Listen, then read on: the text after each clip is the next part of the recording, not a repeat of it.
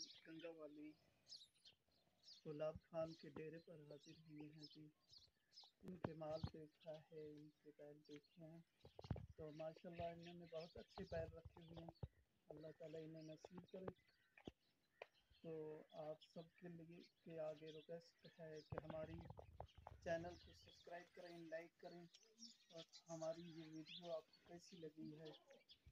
तो इसके बारे में आपने कमेंट्स में ज़रूर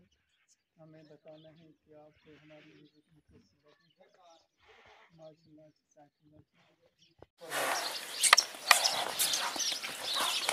तो खोला वाला कोई नहीं काका ओए आपको क्या क्या है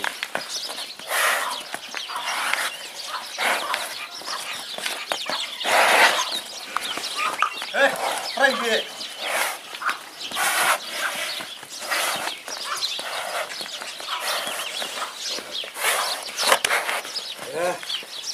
बंदे की तो संभालेंगे इसको पहले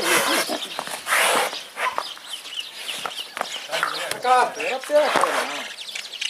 जंगल भी किया करो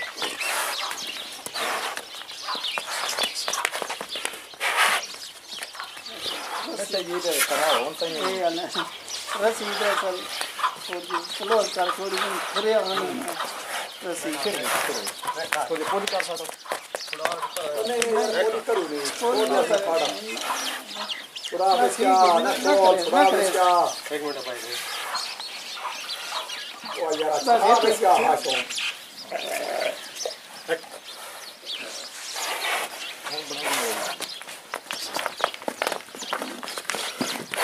बैक और दादा बस